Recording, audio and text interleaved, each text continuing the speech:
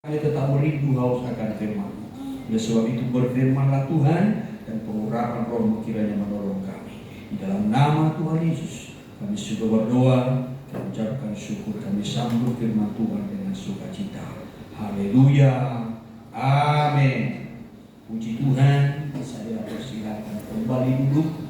Sekaliannya sidang jemaat yang dikasihi Tuhan. Puji nama Tuhan. Salam sejahtera bagi kita seluruh sidang jemaat. Salam. Salam. Lebih sukacita lagi. Salam. Salam. Ya, puji Tuhan, kalau oleh karena kasih dan kemurahan Tuhan kita boleh ada sebagaimana kita ada pada kesempatan ini. Kita sudah puji, kita sudah muliakan Tuhan melalui puji-pujian pengagungan yang sudah kita persembahkan. Kiranya hati kita juga, saudaraku, tetap terbuka dan kita merindukan, kita haus akan kebenaran-kebenaran firman Allah yang selalu menjadi kebutuhan kita di atas segala sesuatunya. Tentu adalah firman yang dibukakan rahasia-rahasianya untuk melengkapi, mempersiapkan kita umat Tuhan, gereja Tuhan, supaya kita betul-betul siap sedia dalam menyambut kedatangan Tuhan kembali. Dan saudaraku, kita betul-betul siap sedia dalam menghadapi segala sesuatu yang akan terjadi menjelang kedatangan Tuhan kali yang kedua. Kita bersyukur Tuhan memberikan kita firman-Nya dari kitab Wahyu, kitab yang terakhir, saudaraku, di mana kitab ini ya banyak menyampaikan tentang peristiwa yang terjadi pada zaman akhir ini.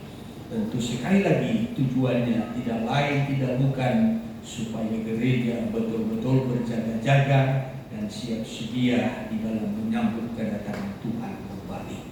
Kita belajar dari kitab Wahyu dari pasal 1 sampai kepada pasal yang ke-9.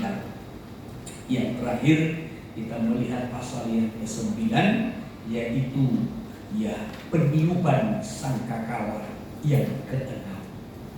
Ya, saudara yang terkasih, saya menyampaikan 3 bentuk penghukuman yang akan ditumpahkan oleh Tuhan atas dosa ataupun manusia yang fasik.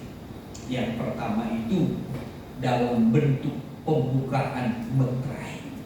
Ya, pembukaan meterai. Baru yang kedua melalui peniupan sangkakala. Baru yang ketiga melalui cawan luka yang ditumpahkan. 7 dalam bentuk ya pembukaan meterai ya, dan 7 dalam bentuk sangkakala, serta 7 dalam bentuk cawan luka. Saya sudah menyampaikan 7 meterai yang dibukakan, ya saudaraku, di mana ketika meterai itu dibuka, maka penghukuman itu dinyatakan. Ya, saudara yang terkasih, sebelum pembukaan meterai itu dalam Wahyu pasal yang ke-5, kita melihat gulungan kitab yang termeterai. Ya, ada di tangan Dia yang duduk di atas tahta. Lalu kitab yang termeterai itu diberi kepada anak domba, menuju kepada pribadi Yesus yang berkuasa dan sanggup membuka meterai-meterai. Lalu pada pasal yang ke-6 mulailah meterai itu dibuka satu persatu. Ya. Jadi kitab itu dimeteraikan dengan 7 meterai. Lalu pada pasal yang ke-6 meterai itu dibuka satu persatu. Ketika meterai yang pertama dibuka, maka diperlihatkanlah kuda dan penunggannya. Meterai yang kedua dibuka, demikian juga kuda dan penunggannya, sampai meterai yang keempat. Lalu meterai yang kelima, meterai yang keenam, dan juga meterai yang ketujuh dibuka sebagai bentuk penghukuman Tuhan. Tetapi kita melihat, saudaraku, setelah pembukaan meterai yang ke-6 itu dalam Wahyu pasal yang ke-6 seperti ada senggang, ya, seperti ada jeda begitu ya, masuk kepada Wahyu pasal 7. Ya, Wahyu pasal 7 kita melihat di situ terbagi dua bagian. Bagian yang pertama ya, memeteraikan umat pilihan, yaitu bangsa Israel dari 12 suku. 12.000 per suku yang ditulis di situ. Ya, saudara. Jadi jumlahnya ada 144.000 yang dimeteraikan. Lalu selanjutnya ya, ada jumlah yang banyak yang tidak terhitung dari segala suku, kaum, bahasa, dan bangsa. Tidak terhitung banyaknya. Setelah itu baru masuk kepada Wahyu pasal 8 ayat 1 sampai ayatnya yang kelima, dibukalah meterai yang ketujuh. Apa isi meterai yang ketujuh? 7 sangka. Ya, jadi dari pasal 6 ke pasal yang ke-8, ya, saudaraku, seperti ada jeda, itu pasal 7. Saya sudah terangkan ini. Lalu pada pasal yang ke-8, ayatnya yang ke-6 dan seterusnya, peniupan sangkakala sampai kepada pasal 9. Ya, sampai pasal 9. Pasal 9 yang terakhir kita sudah melihat, yaitu peniupan sangkakala yang kelima dan sangkakala yang ke-6. Ya, pasal 9 ayat 1 sampai ayat 12 yaitu peniupan sangkakala yang kelima, sedangkan ayat 13 sampai kepada ayat 21 adalah peniupan sangkakala yang ke-6. Nah, perhatikan. Setelah peniupan sangkakala yang ke-6, Wahyu pasal 10 seperti kembali ada jeda. Ya, jadi tidak berlanjut langsung seperti kepada sangkakala yang ketujuh, tidak. Ya, saudaraku, ya, saya sudah terangkan ini pada Wahyu pasal yang ketujuh. Kenapa seperti ada jeda? Tuhan memberikan peluang, kesempatan. Iya, demikian juga dalam Wahyu pasal yang ke-10 ini tidak langsung sangkakala yang ketujuh, tetapi di sini dikatakan kitab terbuka. Lalu pasal 11 itu adalah pelayanan dua saksi Tuhan. Ayat 1 sampai kepada ayat 14. Ya, baru ayat 15. Wahyu pasal 11 ayat 15 barulah nanti sangkakala yang ketujuh. Ya, dan dilanjutkan dengan nyanyian puji-pujian para tua-tua yang ada di surga. Ya. Nah, saudaraku, setelah pembukaan meterai yang ke-6 seperti ada jeda, yaitu Wahyu pasal 7. Lalu berlanjut kepada peniupan sangkakala. Perhatikan, setelah peniupan sangkakala yang ke-6 yaitu pasal 9, seperti ada jeda Wahyu pasal 10 sampai Wahyu pasal 11. Ya, baru nanti Wahyu pasal 11 ayat 15 barulah peniupan sangkakala yang ketujuh, sangkakala yang terakhir. Ya, saudara yang terkasih, ya, saya tidak menerangkan lagi. Saya percaya saudara sudah mengerti, sudah mengingat, mungkin juga mencatat. Ya, kenapa seperti ada jeda? Saya sudah terangkan dalam Wahyu pasal yang ke-7. Namun kita melihat di sini, ya, pada Wahyu pasal yang ke-10 ini dikatakan kitab yang terbuka. Ya, atau kitab yang terbuka dibukakan. Ya, saya akan kutip dari ayat pertama sampai kepada ayatnya yang keempat. Saya juga memberikan temanya adalah kitab yang terbuka. Ya. Wahyu pasal 10 ayat 1 sampai kepada ayat 4 dibacakan dulu. Demikian firman Tuhan. Ya. Dan aku melihat seorang malaikat lain yang kuat turun dari surga, Ya, berselubungkan awan, dan pelangi ada di atas kepalanya, dan mukanya sama seperti matahari, ya, dan kakinya bagaikan tiang api. ya, Dalam tangannya ia memegang sebuah gulungan kitab kecil yang terbuka. terus Ia menginjakkan kaki kanannya di atas laut dan kaki kirinya di atas bumi. ya, terus terus. Dan ia berseru dengan suara nyaring sama seperti singa yang mengaum. Dan sesudah ia berseru, ketujuh guru itu memperdengarkan suaranya. Ayat 4. Dan sesudah ketujuh guru itu selesai berbicara, Ya. aku mau menuliskannya. Tetapi aku mendengar suatu suara dari surga berkata, ya, terus. meteraikanlah apa yang dikatakan oleh ketujuh guru itu, Ya. dan janganlah engkau menuliskannya. Ya, puji Tuhan. Saya kutip sampai ayat 40.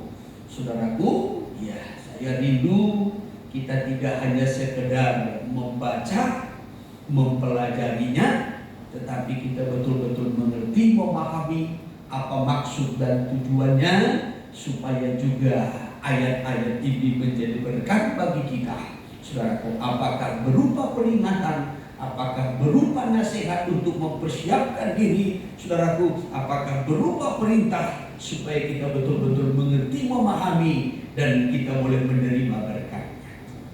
Amin. Iya, nah kita perhatikan mulai dari ayatnya yang pertama. Nah, dikatakan begini dalam ayatnya yang pertama. Dan aku melihat, kata Yohanes.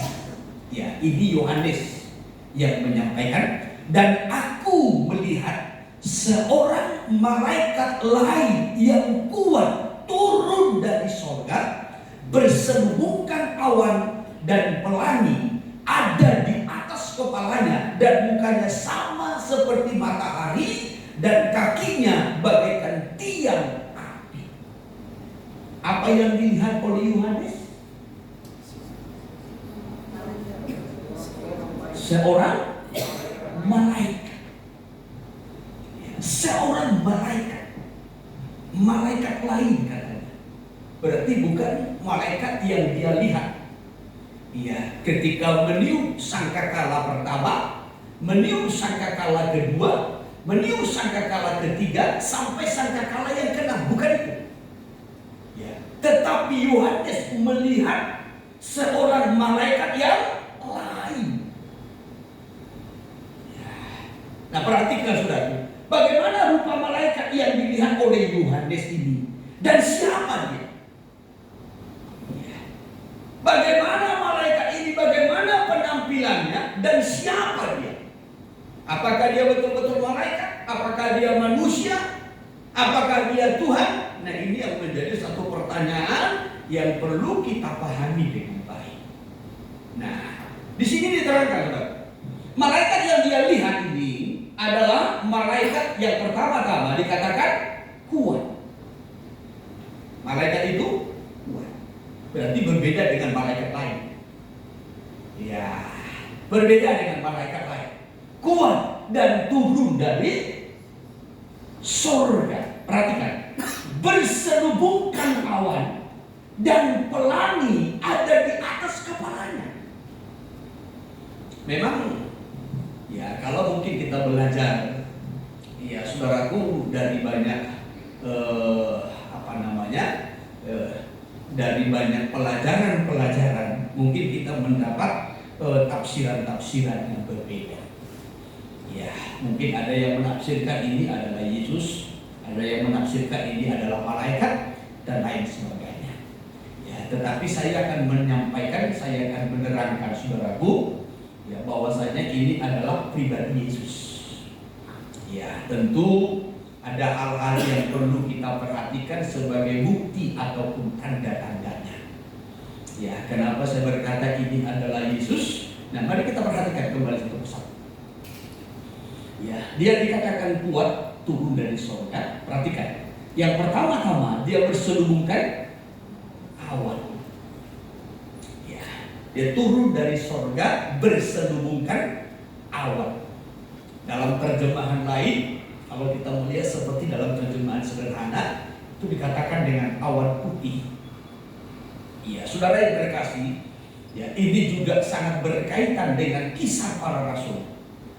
Pasal 1 ayat 9 sampai kepada ayat 11. Ketika Yesus terangkat ke surga, lalu ditutupi oleh awan. Sementara murid-murid tetap memandang ke awan-awan, maka malaikat datang berkata kepada murid-murid itu, "Hai kamu orang-orang Galilea, Kenapa kamu memandang terus? Lihatlah, dia yang telah terangkat dan ditutupi oleh awan-awan. Dia akan datang kembali dengan cara yang sama. Dia turun dari surga dengan berselubungkan awan. Itu yang pertama. Maka saya katakan ini adalah menunjuk kepada pribadi Yesus. Dan yang kedua, pelangi ada di atas kepalanya. Kalau kita melihat kembali pelajaran kita dari Wahyu pasal 4 sampai Wahyu pasal 5, di tata itu duduk seorang menuju kepada Allah. Dan di situ juga ada tahta anak domba dan pelangi, ya, ada di atas tahta itu. Masih ingat toh? Ya, ada pelangi di atas tahta itu. Itu yang kedua. Maka saya katakan ini adalah pribadi Yesus. Lalu yang ketiga, ya, dan pelangi ada di atas kepalanya dan mukanya sama seperti matahari. Mukanya sama seperti matahari. Saudara yang terkasih, Allah itu juga disebutkan matahari. Itu di dalam kitab Mazmur. Ya, kitab Mazmur. Ya, dalam Mazmur pasal yang ke-84 ayat 12 dikatakan Allah itu adalah matahari. Ya, coba sebentar kita lihat dulu. Demikian, Ya, sebab Tuhan Allah adalah matahari dan perisai. Allah adalah matahari dan perisai. Ya, Tuhan Allah adalah matahari dan perisai.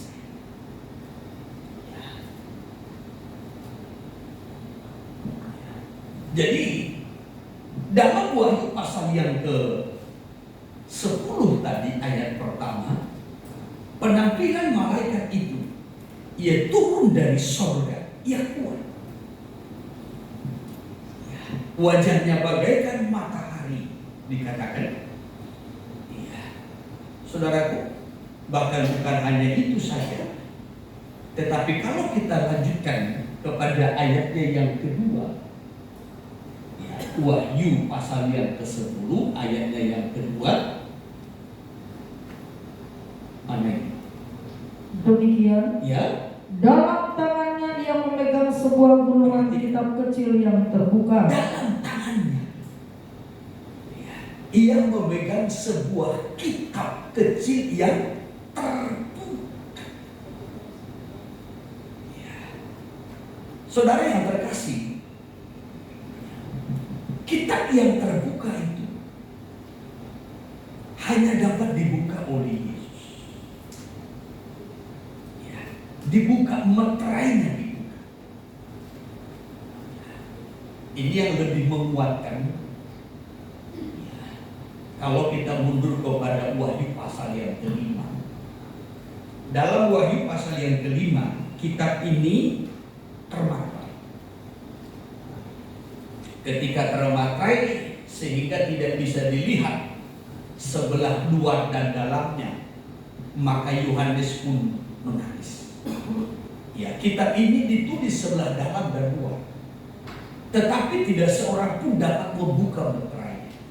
Maka menangislah Yohanes.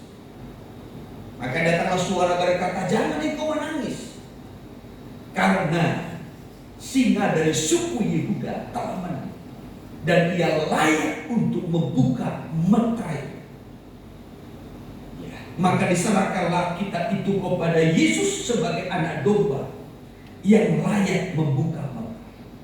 Jadi pada Wahyu pasal 5 kitab itu masih termakai. Tapi dalam Wahyu pasal 10 kitab itu sudah dibuka meterai, sudah terbuka. Ya, mari saya ikuti kembali. Wahyu pasal yang ke-5. Wahyu pasal 5, boleh dari ayat pertama. Ayat pertama. Demikian firman Tuhan. Ya. Maka aku melihat di tangan kanan Dia yang duduk di atas tahta itu Ya, terus.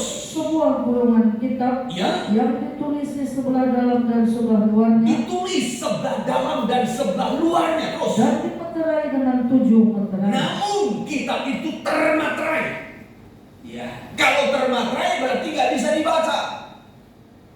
Ya, dimaterai itu artinya ditutup, nggak bisa dibaca. Kalau tidak bisa dibaca, berarti tidak bisa dipahami, tidak bisa dimengerti. Ya, kalau termaterai. Ya. Jadi pada pasal yang kelima kitab itu masih termaterai terus. Dan aku melihat seorang malaikat yang gagah, Ya. yang berseru dengan suara nyaring, katanya, Apa katanya? siapakah yang layak membuka gulungan kitab itu dan membuka meterai-meterainya? Terus. Tetapi tidak ada seorang pun yang di surga atau yang di bumi atau yang di bawah bumi Iya. yang dapat membuka gulungan kitab itu, Iya, terus. atau yang dapat melihat sebelah dalamnya. Ya. Baik yang di sorga maupun yang di bumi, tidak ada yang dapat membuka kitab itu dari materainya. Kitab itu ditulis sebelah dalam dan sebelah luar, hanya di materai, ditutup, dan tidak seorang pun dapat membuka kitab itu atau membuka materainya sehingga dapat dimengerti, bisa dibaca, bisa dipahami apa isinya. Tidak ada yang bisa. Saya berikan contoh saja, saudaraku. Kalau kitab ini ditulisi, kitab ini tertulis, ada banyak tulisan di dalamnya. Dan tulisan di dalamnya ini adalah rahasia. Saudara tahu bahwasanya kitab ini yang ditulisi. Ya.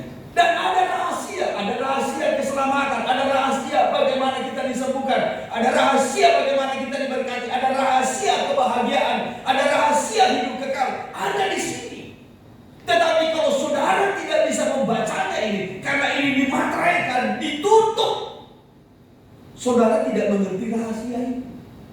Saudara tidak memahaminya, sehingga saudara tidak mengalami. Saudara sakit, saudara tidak bisa sembuh. Saudara susah, saudara tidak bisa terhibur. Saudara ingin hidup dalam kekekalan, saudara tidak mengerti dalamnya. Karena termaterai. Nah, itu yang dilihat oleh Yohanes. Ada kitab kecil ditulis sebelah dalam dan sebelah luarnya, tetapi kitab itu dimaterai.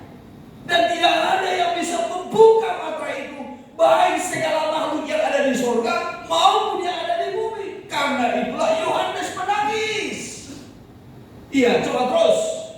Maka menangislah aku dengan amat sedihnya, Iya, terus. karena tidak ada seorang pun yang dianggap layak untuk membuka gulungan kitab itu, Iya. ataupun melihat sebelah dalamnya. Perhatikan, karena tidak ada seorang pun yang dianggap layak. Iya. Tidak seorang pun yang dianggap layak. Kalaupun ada yang bisa membuka, tetapi kalau tidak layak, berarti tidak diperkenankan.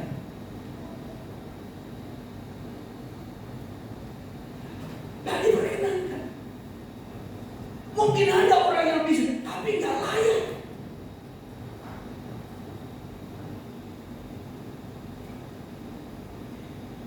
Kalau tidak layak, berarti tidak diperkenankan. Ada orang bisa khotbah, tetapi nggak layak khotbah. Kenapa? Karena tidak diperkenankan. Karena tidak memenuhi ketentuan. Karena tidak memenuhi syarat. Ada orang bisa melayani, tetapi tidak diperkenan, tidak layak. Kenapa? Karena tidak memenuhi ketentuan. Mungkin tidak punya tamisan. Oleh sebab itulah Yohanes menangis. Sebab dikatakan tadi, karena tidak ada seorang pun yang dianggap layak untuk membukanya. Ketika Yohanes menangis, maka apa yang terjadi? Terus Lalu berkatalah seorang dari tua-tua itu kepadaku, Ya, jangan engkau menangis. ya. Sesungguhnya singa dari suku Yehuda, Terus yaitu tunas Daud, Ya. telah menang, telah menang. sehingga ia dapat membuka gulungan kitab itu Ya, terus. dan membuka ketujuh meterainya. Maka Yohanes mendengar suara, jangan engkau menangis. Sesungguhnya dikatakan singa dari suku Yehuda, yaitu tunas Daud, telah, karena dia sudah menang, maka dia layak. Jadi bukan hanya soal mampu tidak, tetapi dia layak. Kenapa dia layak? Karena dia sudah menang. Orang yang bisa membuka gulungan kitab itu, orang yang bisa melihat sebelah dalam dan sebelah luarnya, orang yang bisa menyingkapkan rahasia itu adalah orang yang sudah menang.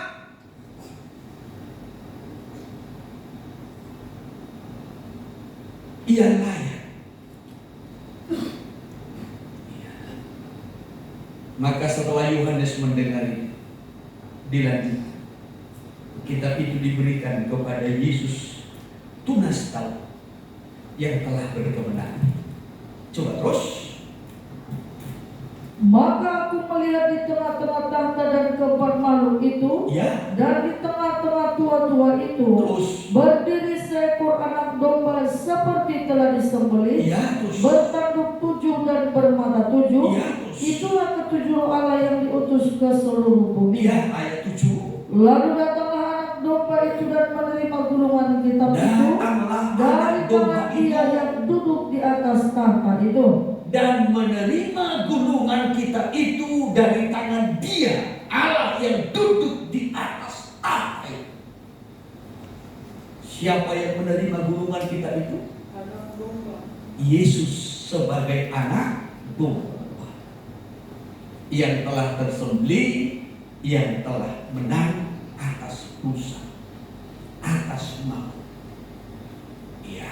Nah, kembali saudara, ini yang saya mau kaitkan dengan Wahyu pasal 10 tadi. Dalam Wahyu pasal 10 dikatakan malaikat yang kuat yang turun dari sorga itu, ya, dikatakan ya, berselubungkan awan, di atas kepalanya ada pelangi, dan mukanya seperti matahari, dan kakinya bagaikan tiang api di tangannya.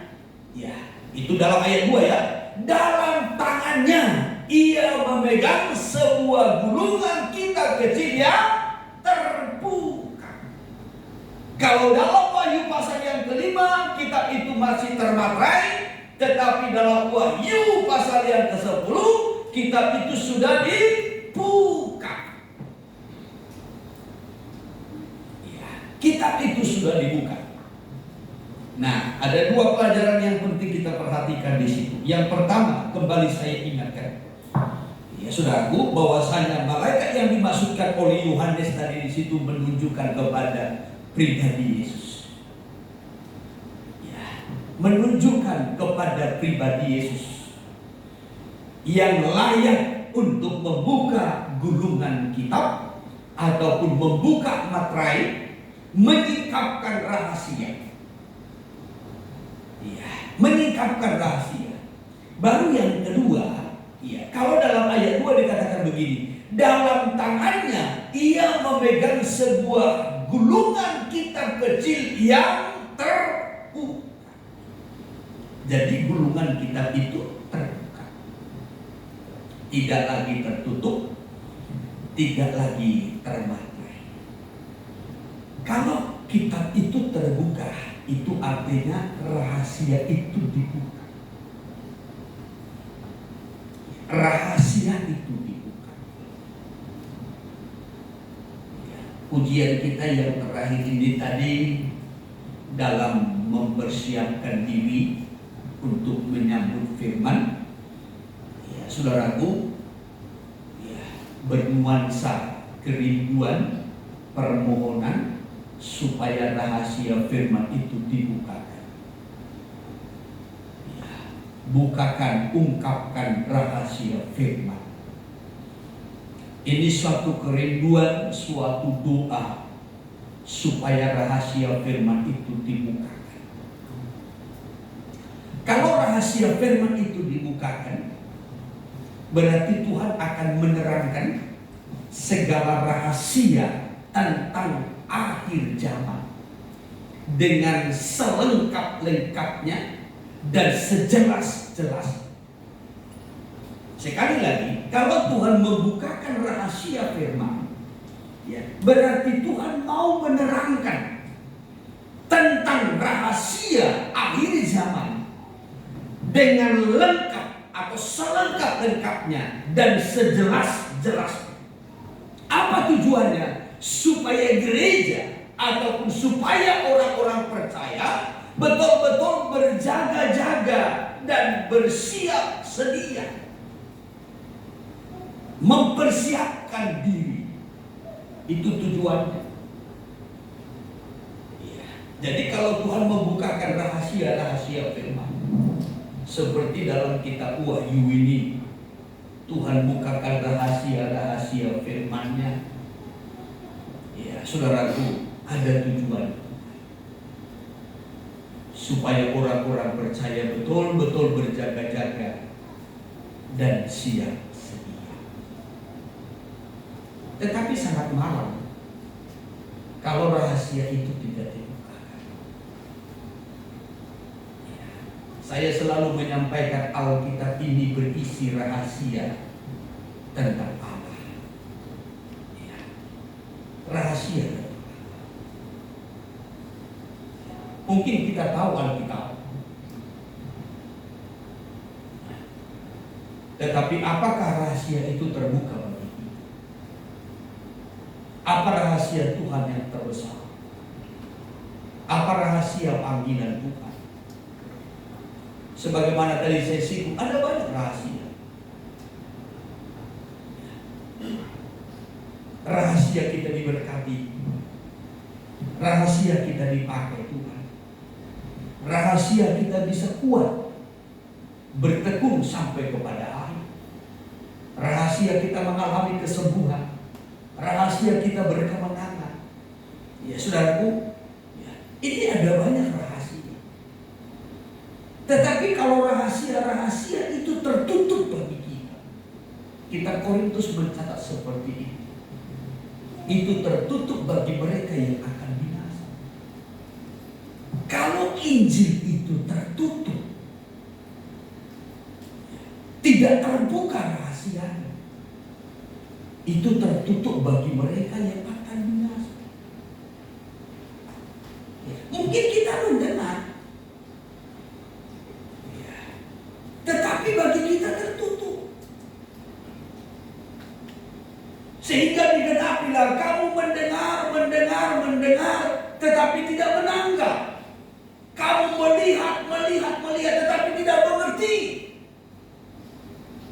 Sehingga kamu tidak disembuhkan, kamu tidak dipulihkan, kamu tidak mengalami perubahan, kamu tidak mengalami pembaharuan dalam hidupmu. Bukan firman tidak disampaikan, bukan Tuhan tidak menyingkapkan rahasianya, tetapi ketika rahasia itu tertutup bagi kita, sudah disampaikan tetapi toh kita tidak menanggap, sehingga kita tidak mengalami sesuatu. Ya. Nanti akan berakhir dengan kebinasaan. 2 Korintus pasal 4 ayat 3. 2 Korintus pasal 4 ayat 3. Ya. Jika Injil yang kami beritakan masih tertutup juga, Ya. maka ia tertutup untuk mereka yang akan binasa. Kalau Injil yang kami beritakan, firman yang kami beritakan masih tertutup juga, maka itu akan tertutup bagi mereka yang akan binasa. Ya. Jangan sampai kiranya kita ini dikhususkan untuk binasa. Ya. Tetapi biarlah kita ini dikhususkan untuk selamat. Kiranya kita ini dikhususkan untuk beroleh kemurahan. Kiranya kita ini orang-orang yang dikhususkan untuk menerima segala yang baik dari Tuhan. Kiranya kita ini orang-orang yang dikhususkan untuk beroleh keselamatan yang Tuhan persiapkan. Tetapi kembali perhatikan ayat 3. Kalau rahasia firman itu tetap tertutup, ini akan tertutup bagi mereka yang akan binasa. Kenapa bisa tertutup? Jawabannya ayat 4. Yaitu orang-orang yang tidak percaya, Ya. yang pikirannya telah dibutakan oleh ilah zaman ini, Ya. sehingga mereka tidak melihat cahaya Injil tentang kemuliaan Kristus, Ya. yang adalah gambaran Allah. Kenapa mereka tertutup? Kenapa pintu hati mereka tertutup terhadap firman? Ini jawabannya. Karena mereka telah dibutakan oleh ilah zaman. Artinya saudaraku, sudah dibutakan oleh roh-roh dunia ini. Ya, sudah dibutakan oleh perkembangan dunia ini, kemajuan dunia ini, ilah zaman ini.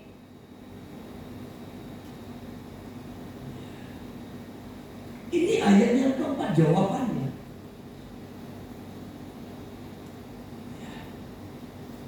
Mereka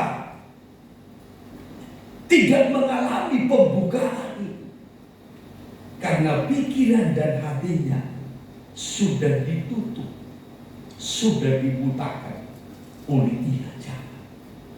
Ilah zaman itu artinya roh-roh zaman ini, roh-roh dunia, roh-roh setan, roh iblis. Itu yang menggelapkan. Sekali lagi di ayat 4 ini. Yaitu orang-orang yang tidak percaya, Yang tidak percaya, ya, yang pikirannya telah dibutakan oleh ilah zaman karena ini. dibutakan oleh ilah zaman. Ya. Jadi roh-roh dunia ini sebenarnya, saudaraku, ya, kesenangan dunia ini, perkembangan-perkembangan dunia yang menarik perhatian kita, itu yang membuat iman kita makin merosot. Itu yang membuat kerohanian manusia itu makin merosot. Itu yang membuat kecintaan manusia itu makin merosot. Maka lihat orang-orang percaya yang mungkin yang pernah bertekun di dalam Tuhan, pernah setia, pernah melayani Tuhan, ya saudaraku, pernah hidup secara rohani. Ya, tetapi ketika hati dan pikirannya mulai terseret dengan roh-roh dunia ini, itu imannya makin merosot. Kecintaan kepada Tuhan itu makin merosot, makin berkurang. Ya, karena sudah dibutakan oleh ilah zaman, sehingga tidak lagi melihat kemuliaan Tuhan, cahaya kemuliaan Tuhan yang ada dalam Kristus Yesus. Tidak lagi mempersiapkan diri untuk menyambut kedatangan Tuhan kembali, tetapi sudah larut dengan kesenangan dunia ini. Sekali lagi, bukan firman tidak disampaikan, bukan rahasia tidak dibuka. Kitab itu terbuka. Tuhan membukakan rahasia firman. Tetapi kalau hati dan pikiran kita sudah dibutakan oleh ilah zaman ini, sehingga kita tidak melihat rahasia-rahasia yang Tuhan katakan, maka nanti akan digenapi sebagaimana yang dicatat dalam Injil Matius pasal 13 ayat 14 sampai kepada ayat 15 ini. Ya, kamu melihat, kamu mendengar, tetapi kamu tidak menangkap, sehingga kamu tidak disembuhkan, kamu tidak mengalami pemulihan, kamu tidak mengalami pembaharuan, kamu tidak mengalami kesembuhan secara rohani, karena dibutakan oleh ilah zaman. Pengetahuan memang makin berkembang, makin meningkat, ya, tetapi rahasia kalau tertutup Pengetahuan tidak bisa menyelamatkan manusia. Dalam kitab Daniel pasal 12, ya saudaraku, pengetahuan itu berkembang, meningkat. Tetapi kalau rahasia tidak dibukakan, ya, manusia akan binasa. Saya kutip dulu dari ayat 8. Daniel 12 dari ayat 8. Demikian firman Tuhan. Ya. Adapun aku, memang ku dengar hal itu, Ya. tetapi tidak memahaminya. Tidak memahaminya. Ya, ku dengar tetapi tidak apa? Saudara dengar? Amin. Saudara paham? Saudara sudah mendengar kitab Wahyu ini diajarkan? Dari pasal 1 sampai pasal 10 sekarang ini. Pertanyaannya yang kedua, saudara paham? Saudara mendengar? Amin. Ya. Itu pertanyaan kedua. Aku mendengar, tetapi persoalan kedua, aku tidak memahami.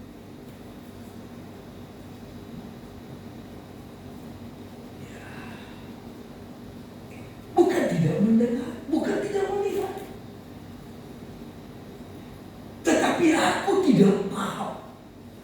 Iya, coba terus. Lalu kutanya, Ya. Tuanku, apakah akhir segala hal ini? Lalu dia bertanya. Daniel bertanya kepada malaikat itu, Tuanku, apa akhir semuanya ini? Bagaimana kesudahannya? Bagaimana peristiwa selanjutnya? Kapan ini terjadi? Di mana ini? Apa jawabannya? Terus. Tetapi ia menjawab, Ya. Pergilah Daniel, Ya. sebab firman ini akan tinggal tersembunyi dan termeterai sampai akhir zaman. Kepada Daniel dikatakan, pergilah Daniel. Kitab ini harus termaterai, tertutup sampai kepada akhir zaman. Ya. Tertutup sampai kepada akhir zaman. Karena di akhir zamanlah Yesus nanti baru muncul sebagai anak domba yang tersembelih. Itu kan pada zaman akhir kan. Ya, saya selalu membagi zaman itu terbagi dalam 3 zaman. Zaman permulaan, zaman pertengahan, zaman akhir. Ya, Daniel ini masih berada pada zaman pertengahan. Maka dikatakan Daniel sembunyikan itu. Ya, karena kitab itu harus termaterai sampai kepada akhir zaman. Ya, baru Yesus muncul. Setelah Yesus muncul dan menjadi korban, dia layak untuk membuka gulungan kitab itu. Lalu gulungan kitab itu dibuka materai-materainya. Apa tujuannya, saudaraku? Untuk disampaikan kepada jemaat, kepada orang percaya, supaya orang percaya mengerti, memahami, lalu berjaga-jaga dan mempersiapkan diri dalam menyambut kedatangan Tuhan kembali. Itu yang menjadi tujuannya. Maka terus lanjutkan Ayat 10. Ya.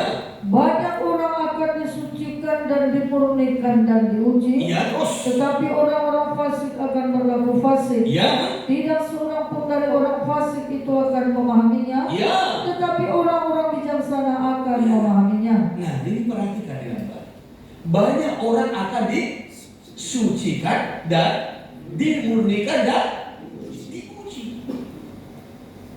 Ya.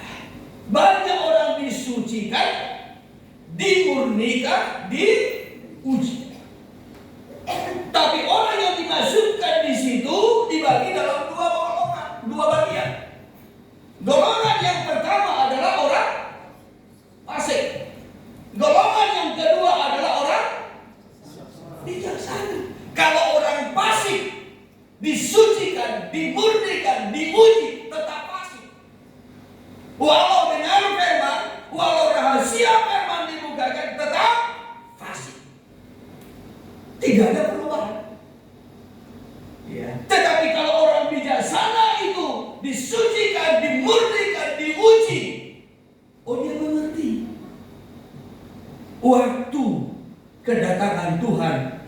semakin dekat. Sehingga ia berjaga-jaga, ia mempersiapkan diri, ia membawa hidupnya untuk dibaharui. Itu orang bijaksana. Ya Pak. Ya. Tapi kalau orang fasik, ya, walaupun orang fasik ini disucikan, ya, kenapa? Karena memang hatinya fasik. Ya. Hatinya jahat.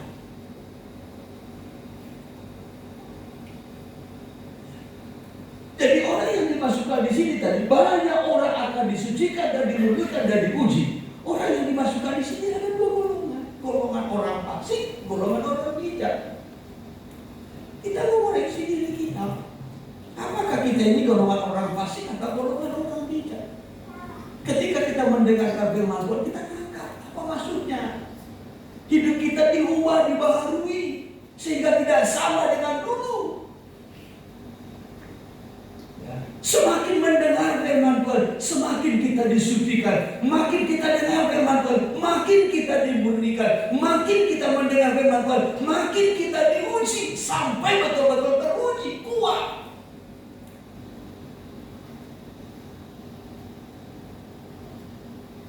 Haleluya. Haleluya. Ya. Kita diuji supaya kita makin kuat. Maka seringkali api ujian itu digambarkan seperti api, atau sering disebutkan dengan api ujian. Maka makin dibakar makin kuat, makin diuji makin kuat. Haleluya. Tidak semua kan yang dibakar itu hangus kan? Kan tidak semua yang diuji itu jadi hancur.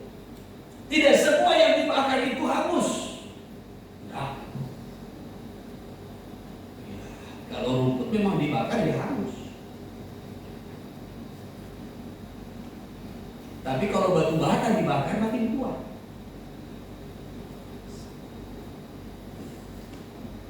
Iya toh? Amin. Kenapa batu bata dibakar? Supaya makin Kuat. ya.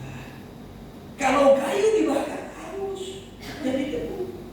Tapi kalau emas dibakar makin murni.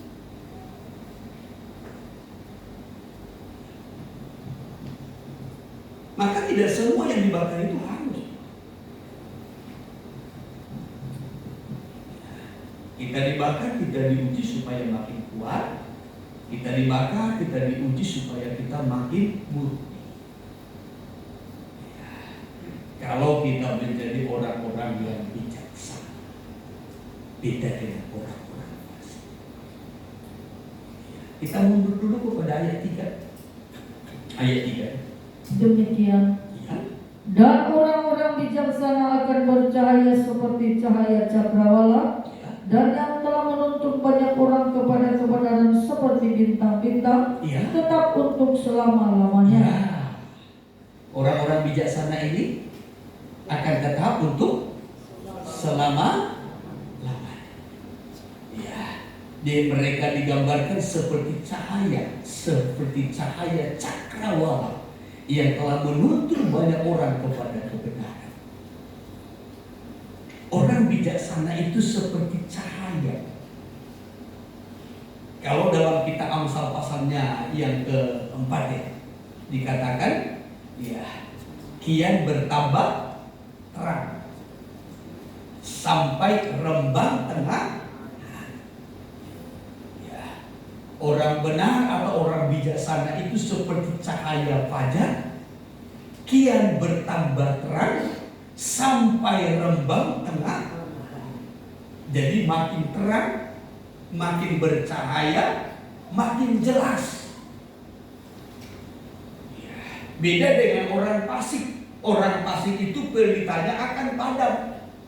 Makin lama makin gelap, makin lama makin gelap. Jemaat itu, orang-orang percaya itu kalau hidupnya fasik, makin lama bukan makin terang, tapi makin gelap. Masa depannya bukan makin jelas, tapi makin gelap.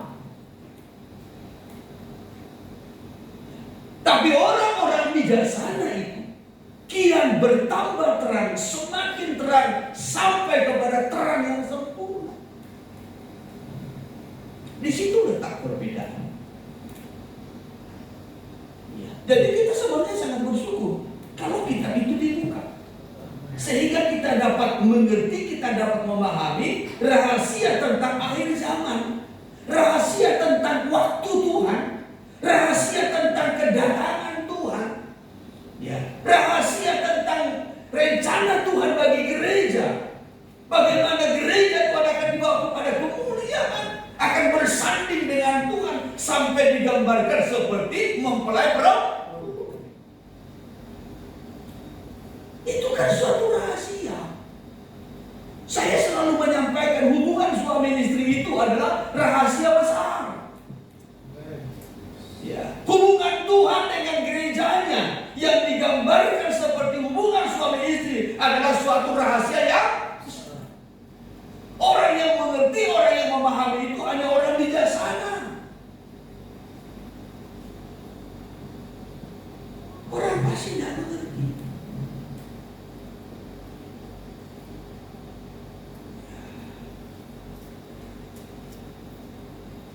Jadi kalau Tuhan membukakan firman, menyingkapkan rahasia-rahasia, supaya gereja mempersiapkan ini. Jangan sampai firman dibuka singkapkan rahasia, kepastikan dosa itu masih tetap dipertahankan. Tuhan berkata begini kepada Yeremia, aku mengangkat engkau menjadi pemuji di tengah-tengah umat. Maka Tuhan mengangkat Yeremia itu sebagai hamba Tuhan, sebagai seorang nabi, dan ditempatkan di tengah-tengah umat sebagai pemuji. Dan Yeremia menyampaikan firman. Tujuannya disampaikan firman supaya jemaat itu berubah, hidupnya berubah, karakternya berubah. Ya. Tetapi begitu tajamnya Yeremia menyampaikan firman, umat itu tidak berubah. Kenapa? Karena hatinya tertutup. Sehingga Tuhan berkata begini, ya, puputan sudah mengembus, kayu bakar sudah habis, ya, untuk menyalakan api, untuk membuang kotoran itu dari besi, membuang karat dari besi, tetapi karatnya tetap. Biasanya kan kalau mau membuang karat di besi itu dibakar. Ya, itu dibakar. Setelah dibakar baru dipukul, maka tanggallah, lepaslah karat. Ya, tinggallah nanti besinya yang utuh.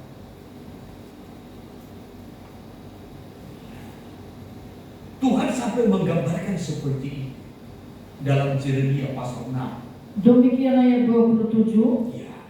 Aku telah mengangkat engkau di antara umatku sebagai pemuji. Ya. Engkau harus tahu bagaimana menyelidikinya, Ya. dan harus memuji tingkah langkah mereka. Bayangkan, Tuhan angkat, Tuhan tetapkan Yeremia sebagai hamba Tuhan untuk menguji umat.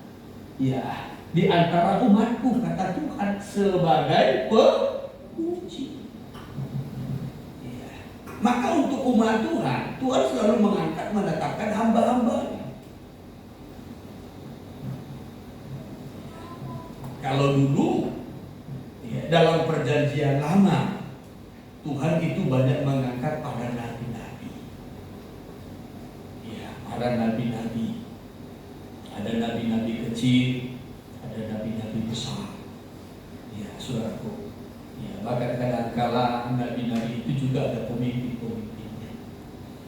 Ya, itu kalau kita belajar pada zaman Elia maupun juga pada zaman Elisa. Ya, secara pada zaman Elisa kalau kita memperhatikan saudaraku, ada nabi-nabi, nabi-nabi yang biasa-biasa yang dipakai, ya saudaraku, ya dalam pelayanan-pelayanan biasa. Kita melihat Elisa itu seperti nabi senior. Ya, saudaraku, di kalangan itu pada masa itu. Ya, yang juga membimbing, mengajar, ya, banyak nabi-nabi di bawah. Tetapi saya tidak membahas itu pada perjanjian lama. Kalau mungkin dalam perjanjian baru ini, Tuhan lebih banyak mengangkat para gembala-gembala. Ya, saudaraku, di tengah-tengah umat Tuhan untuk menguji umat Tuhan. Ya, bagaimana caranya? Ya, firman itu disampaikan, diberitakan. Tuhan membukakan, menyingkapkan rahasia-rahasianya, lalu disampaikan kepada umat melalui hamba-hamba Tuhan yang diangkat, yang ditetapkan oleh Tuhan sebagai penguji. Ya. Untuk apa? Untuk menyelidiki umat Tuhan dan harus menguji tingkah langkah mereka. Ya. Apakah tingkah langkahnya, sifatnya, karakternya berubah atau tidak? Atau tetap pasif? Maka terus ayat selanjutnya 28. Semua mereka adalah pendurhaka belaka, berjalan kian kemari sebagai pemfitnah, Ya. sekaliannya mereka berlaku busuk. Ya. Namun walaupun Tuhan sudah mengangkat Yeremia sebagai penguji di tengah-tengah umat itu tidak berubah, justru tetap sebagai pendurhaka, bahkan juga pemfitnah, berlaku busuk, pasif. Ya, tidak ada perubahan. Maka dilanjutkan ayat 29. Apa kata Tuhan? Puputan sudah mengembus, Ya. tetapi yang keluar dari api hanya timah hitam, tembaga dan besi. Ya, terus. Sia-sia orang melebur terus-menerus, Tetapi orang-orang yang jahat tidak terpisahkan. kejahatan kan terpisahkan, tetap saja. Ya. Walaupun sudah dibakar, sudah diuji dengan api ujian. Tadi saya sudah menggambarkan kalau besi itu berkarat, itu dibakar. Ya. Setelah dibakar sambil dipukul-pukul supaya karatnya itu lepas. Ini menggambarkan hidup kita. Ya. Hidup kita ini sudah berkarat dalam dosa, sudah bertabiatkan dosa, maka perlu dibakar, perlu diuji sambil dipukul-pukul, diketok-ketok. Haleluya. Makanya siang-siang ini saudara itu diketok-ketok, yaktu-kaktuki, ilotaki, supaya karatnya lepas tanggal, dosanya lepas. Sampai Tuhan menggambarkan seperti ini. Namun sangat disayangkan. Sudah diberikan firman itu bagaikan memukul kita, firman itu bagaikan palu, firman itu bagaikan api yang membakar, menguji kita. Ya, firman itu juga bagaikan palu yang memukul, menanggalkan segala dosa kesalahan kita. Namun sangat disayangkan kalau dosanya nggak tanggal. Firman dibukakan, firman begitu tajam, ya, tetapi dosa tetap dosa. Tetap dipertahankan, tabiat tidak berubah. Tuhan berkata, katakanlah mereka itu sebagai perak yang ditolak. Coba terus. Sebutkanlah mereka perak yang ditolak, Ya. sebab Tuhan telah menolak mereka. Sampai akhirnya Tuhan tolak.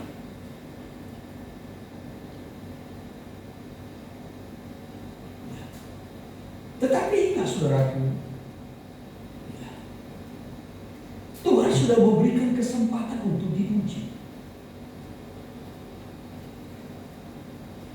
supaya betul-betul dimurnikan dan menjadi kudus. Coba saya minta dibacakan dari terjemahan firman Allah yang itu. Ayatnya yang ke-29 dan 30. Demikian firman Tuhan, Ya. puputan menghembus dengan derasnya, Terus. dan api menjadi semakin panas. Tetapi api itu tidak akan dapat memurnikan mereka, Ya. karena di dalam mereka tidak ada yang murni. Iya. Karena di dalam mereka tidak ada yang murni. Walaupun api itu memurnikan, firman itu memurnikan. Tetapi karena hati mereka tidak murni, ya saudara, tidak terbuka, tidak jujur di hadapan Tuhan, maka tidak ada pembaharuan. Ya, coba terus. Untuk apa usaha ini dilanjutkan? Ya. Semuanya hanyalah timah hitam, Ya. tembaga dan besi. Bayangkan. Tidak peduli betapapun panasnya api, Ya. mereka akan terus juga dengan cara hidup mereka yang jahat.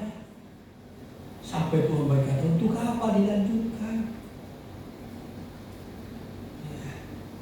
Betapapun panasnya api itu, api ujian itu,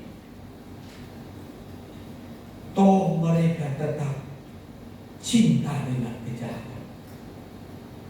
Maka ayat 30 tadi, Aku harus menandai mereka dengan sebutan perak palsu yang disingkirkan, Ya. karena aku telah menolak mereka. maka Tuhan tandai, Tuhan berikan gelar namanya perak palsu. Jemaah, pelayan.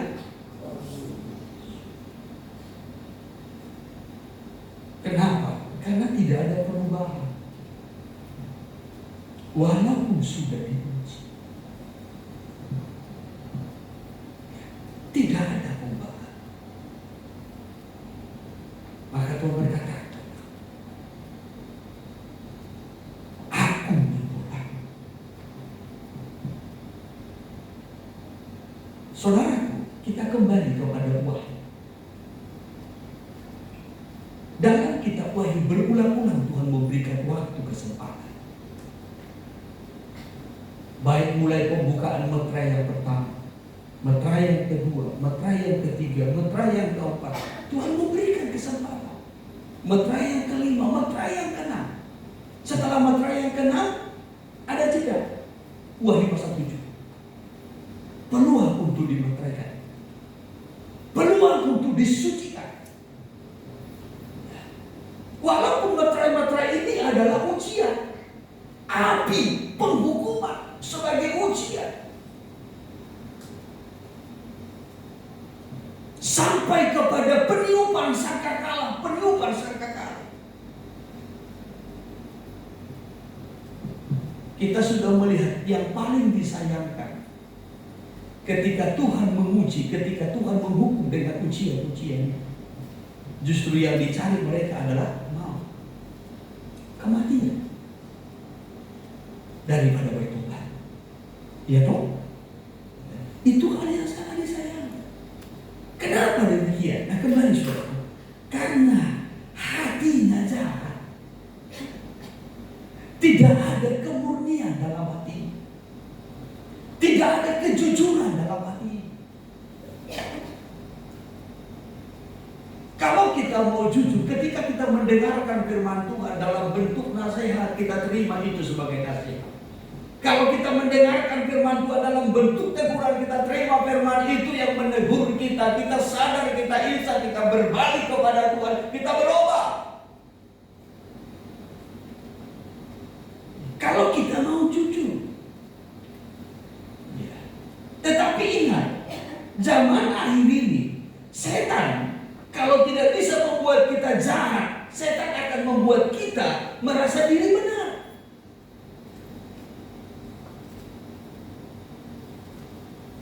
Itu strategi setan. Kalau setan gagal membuat kita jahat,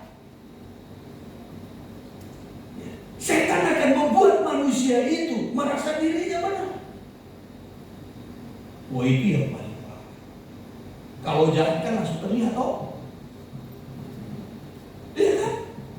Ya. Kalau setan membuat seseorang itu menjadi jahat kan langsung terlihat. Apakah sebagai pembunuh, apakah sebagai begal, apakah sebagai penipu ulung dan lain sebagainya. Tetapi yang paling parah, setan membuat manusia itu merasa dirinya benar, sehingga tidak bisa berubah, sulit berubah, karena sudah merasa dirinya benar. Sehingga nanti berpikir begini, oh lihat aku benar, karena aku benar aku diberkati Tuhan. Ya, aku benar. Lihat, karena aku benar, aku dipakai Tuhan. Aku masih tetap melayani. Aku masih eksis. Aku masih setia. Ya, lihat aku benar. Karena aku benar, maka aku tetap sehat.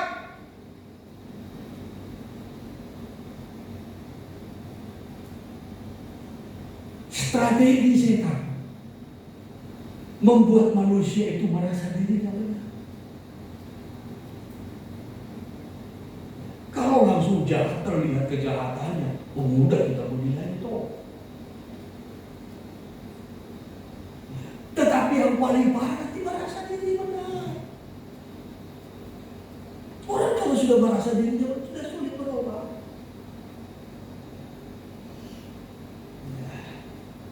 Maka firman yang sifatnya menegur, sifatnya menasehati pun itu tidak terima lagi. Karena sudah merasa dirinya.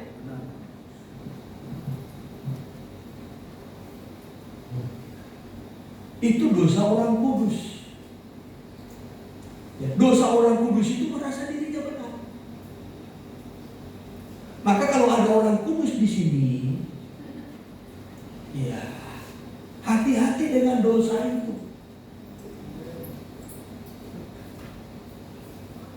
Ingat Ayub.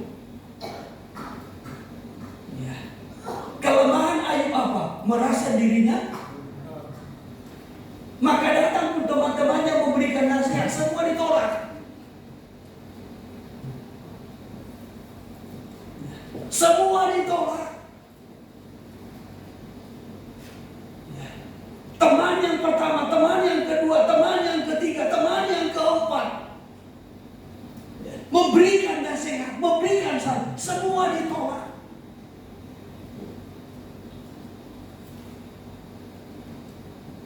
Maka tidak bisa dinasehati, tidak bisa menerima teguran.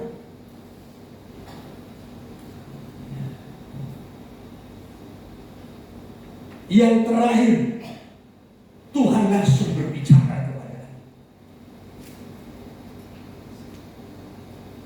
Itu nanti Ayub pasal 38, 39, pasal 40, Tuhan langsung berkata, sekarang bersikaplah engkau sebagai laki-laki.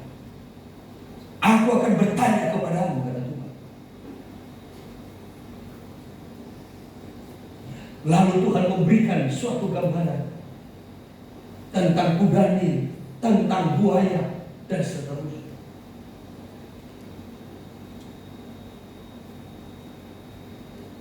Barulah Ayub sadar.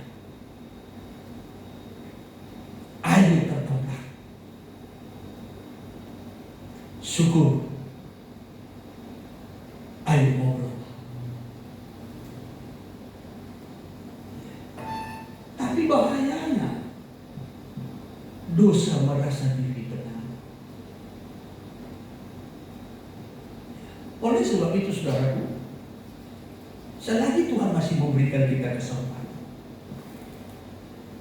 apakah melalui ujian yang walaupun mungkin ujian itu bagikan nyala api, tidak lain tujuannya adalah untuk memerdekakan kita. Haleluya. Supaya jangan sampai masuk kepada penghukuman Allah. Nah, perhatikan, dalam Wahyu pasal 10 tadi dikatakan begini. Dalam tangannya ia memegang sebuah gunungan kitab kecil yang terbuka. Ia menginjakkan kaki kanannya di atas laut dan kaki kirinya di atas. Ya, dalam ayat 1 ya, kakinya itu dikatakan bagaikan tiang api ya. Ya, coba ayat 1 kembali. Dan aku melihat seorang malaikat lain yang kuat turun dari sorga, berselimutkan awan dan pelangi ada di atas kepalanya. Perhatikan, dan mukanya sama seperti matahari dan kakinya bagaikan tiang. Kakinya bagaikan tiang api. Api juga adalah melambangkan Tuhan. Ya, sekali lagi, api juga adalah melambangkan Tuhan, yaitu Tuhan yang menyucikan, Tuhan yang membakar dengan api untuk memuji, dan juga Tuhan ya yang menuntut penghukuman terhadap segala dosa. Ya.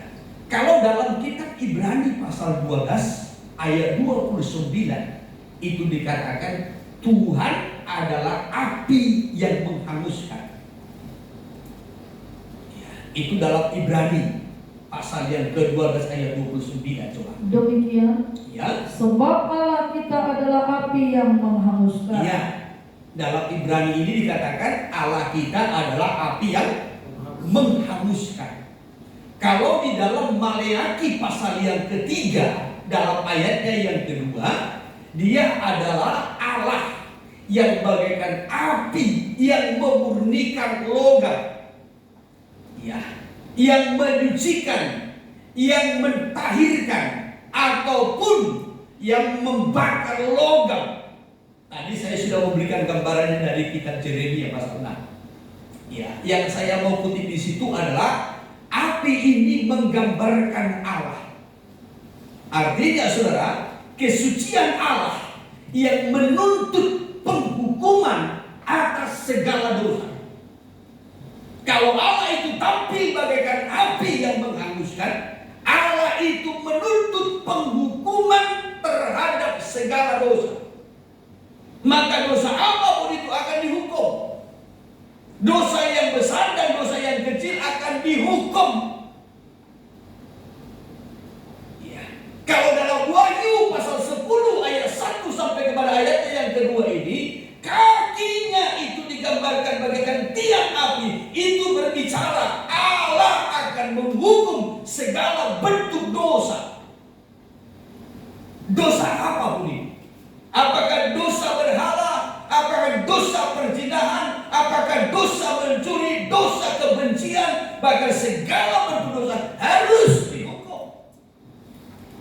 Dosa yang besar dan dosa yang kecil, dosa yang mendatangkan maut dan dosa yang tidak mendatangkan maut. Yang namanya dosa, upah dosa ialah maut, kematian. Iya. Jadi kalau Allah tampil dengan kakinya bagaikan tiang api, itu berbicara tentang penghukuman Tuhan, atau Allah menuntut penghukuman terhadap segala bentuk dosa. Kakinya dikatakan tadi dalam ayatnya yang kedua, satu kakinya di laut, satu kakinya di bumi, darat. Satu kakinya di laut, di air, satu kakinya di bumi ataupun di darat. Menjejakkan kaki ini bicara tentang kepemilikan. Ya, kepemilikan. Ya, kalau Tuhan menjejakkan kakinya di laut dan kakinya di bumi, itu menunjukkan Tuhanlah pemilik. Haleluya. Ya. Dalam kitab Yosua 1 ayat 3, Tuhan pernah berkata kepada bangsa Israel, bahkan kepada Yosua secara khusus, setiap tanah yang diinjak oleh telapak kakimu menjadi milik kepunyaan, milik pusakamu. Maupun juga dalam Ulangan pasal 11. Ya saudaraku, jadi menginjakkan kaki itu berbicara tentang kepemilikan. Tuhanlah yang mempunyai laut dan darat. Haleluya. Laut, darat, bagian bumi yang paling dalam ada di tangannya. Surga bumi pun, iya bukan hanya punya pun, surga bumi pun, surga bumi pun. Saudara yang terkasih, itu kepunyaannya, milik kepunyaan. Nah perhatikan, kakinya yang bagaikan tiang api dijejakkan pada laut dan pada bumi. Ini berbicara tentang di mana Tuhan menyucikan, yaitu menghukum dosa menghukum segala bentuk dosa, supaya bumi ini kembali menjadi milik kepunyaan Tuhan. Ada dalam kekuasaan Tuhan. Kalau selama ini, ya, dunia ini kan dalam kekuasaan si jahat, dalam kekuasaan si jahat, iblis. Ya, 1 Yohanes 5 ayat 19. 1 Yohanes 5 ayat 19. Demikian, Ya, kita tahu bahwa kita berasal dari Allah, ya, dan seluruh dunia berada di bawah kuasa si ya. jahat. Seluruh dunia ini ada dalam kuasa si. Ya, sekali lagi, seluruh dunia ini ada dalam kuasa si jahat. Maka Tuhan menghukum segala bentuk dosa dan menghancurkan segala bentuk kejahatan dosa apapun itu. Ya. Sehingga melalui kesucian, dunia ini kembali diserahkan kepada pemilik yang seutuhnya, yaitu Kristus.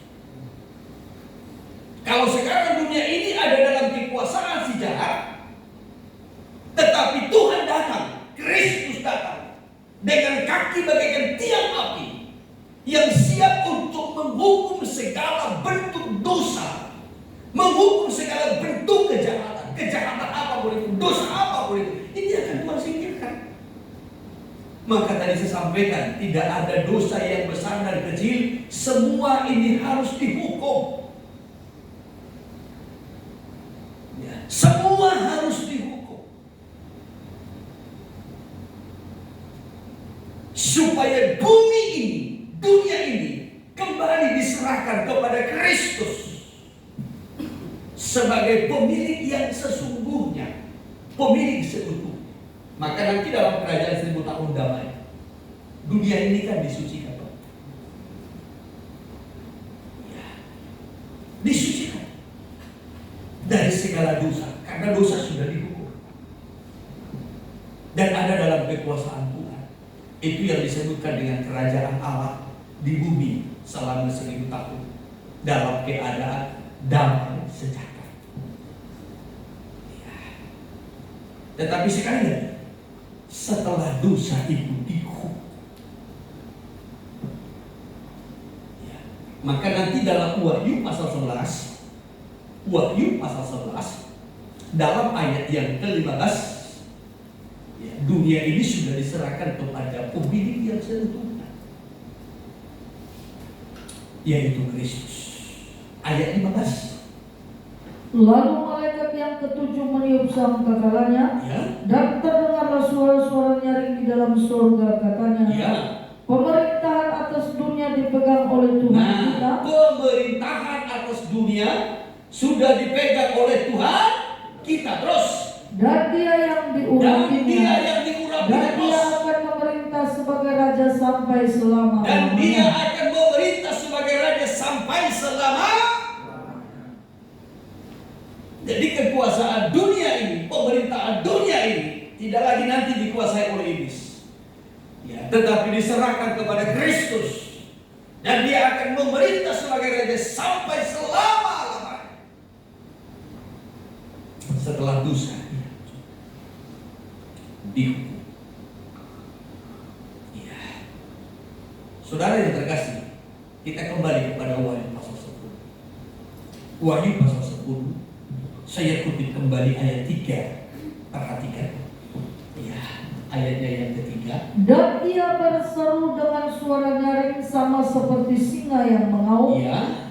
Dan sesudah ia berseru, Terus, ketujuh guru itu memperdengarkan suaranya. nah, ketika malaikat yang berdiri menjejakkan kakinya di atas laut dan di atas bumi itu, ya, dikatakan, ya, berseru dengan suara nyaring seperti suara singa yang mengaum.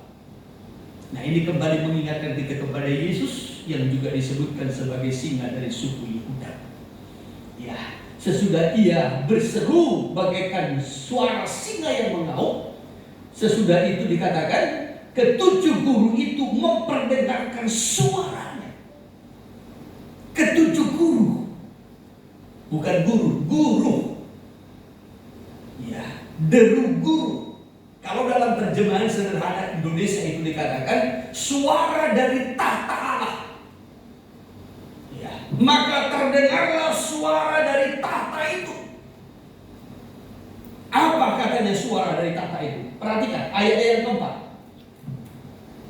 Ayat 4. Dan sesudah ketujuh guru itu selesai berbicara, Ya. aku mau menuliskannya. Ketika suara guru itu, 7 guru.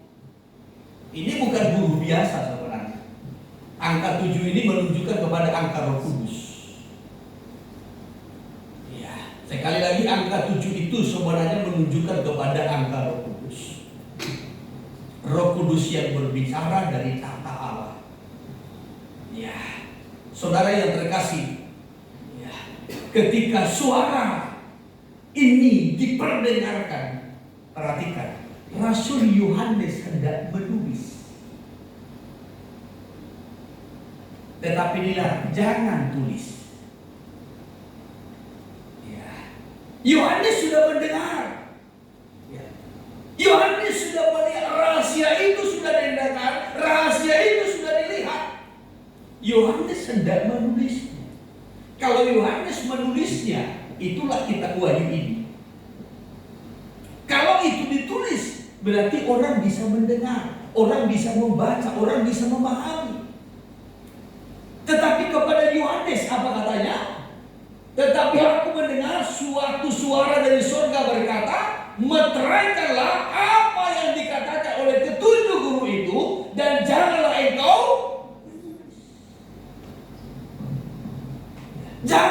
tulis, ini rahasia.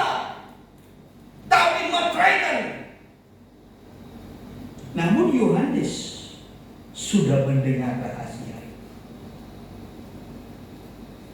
Saudaraku, bagi orang yang mau menuruti firman Allah dan mengasihi Allah, rahasia itu dinyatakan.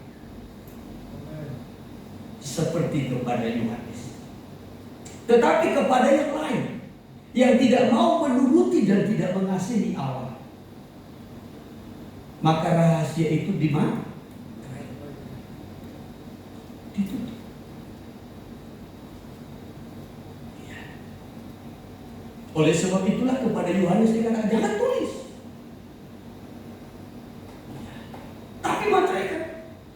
Namun Yohanes sudah mendengar apa yang disampaikan oleh 7 guru itu. 7 guru itu, sekali lagi saudara, itu semuanya menggambarkan, menunjukkan kepada Roh Kudus yang akan menolong orang-orang percaya gereja Tuhan untuk mengerti, memahami rahasia-rahasia Allah, rahasia firman Allah. Ya. Nanti saudara boleh lihat itu dalam 1 Korintus pasal yang kedua dari ayat 9 sampai kepada ayat 16. Sekali lagi dalam 1 Korintus pasal yang kedua dari ayat 9 sampai kepada ayat 16. Bagaimana Roh Kudus itu menyingkapkan, menyatakan itu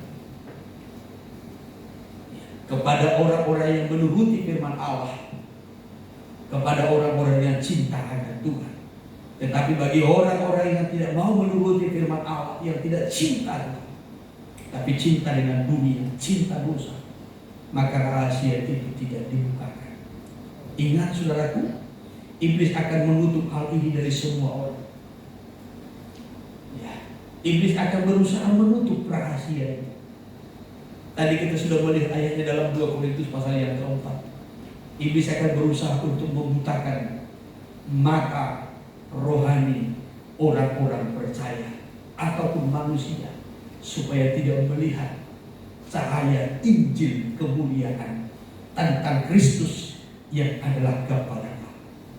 Oleh sebab itu, kalau Tuhan masih memberikan kita waktu kesempatan, buka hati kita, bawa hati kita, hati yang suci, untuk siap menerima rahasia-rahasia Allah, sehingga kita dapat mengerti, kita dapat memahami, hidup kita makin diubahkan, dan kita terus berjaga-jaga untuk siap menyambut kedatangan Tuhan kembali.